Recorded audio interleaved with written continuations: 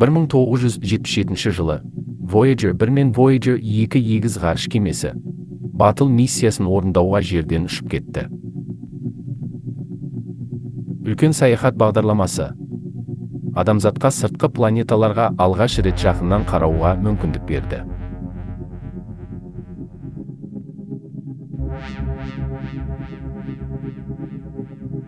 Юпитер.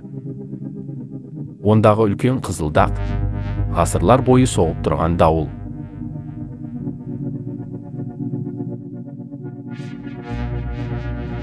Сатурн.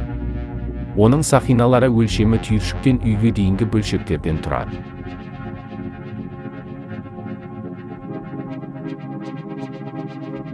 Уран. Ол жантайып жатып айналатын жалғыз планета.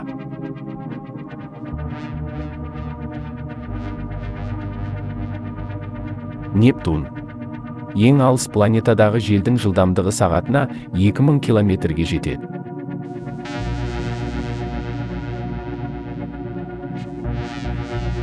Жылдан соң Хаббл ғарыштық телескобы өз үлкен саяхатын жүргізуде. Хабблдың сыртқы планеталар атмосферасы мұрасы бағдарламасы осы газдалыптарға жыл сайын мұқият зер салады.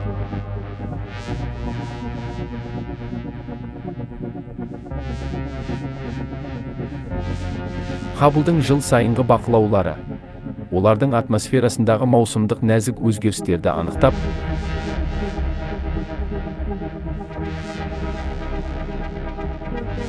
планета эволюциясын жақсырақ түсінуге көмектеседі.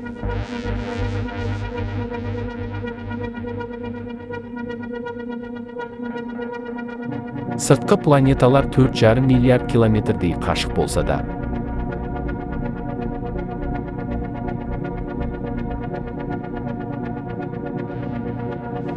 Хаббл түсірген суреттердің айқындығы олардың атмосферасындағы өзгерістерді көруге жеткілікті.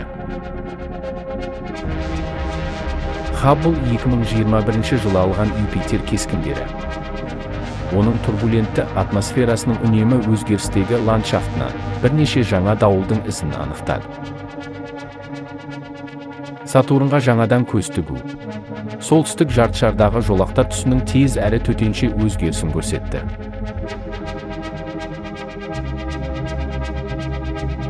Уран. Поляр аймақтың жарықтана түсуіне күннің ультракүлгін сәулесінің көбірек жұтылуы себеп болған сияқты. Нептунда 2018 жылы ашылған дауыл бағытын өзгертіп, солтүстікке жылжып бара жатыр. Міне, жаңа қараңғы дақ көмескі солтүстік жартышармен бірге көрініп тұр.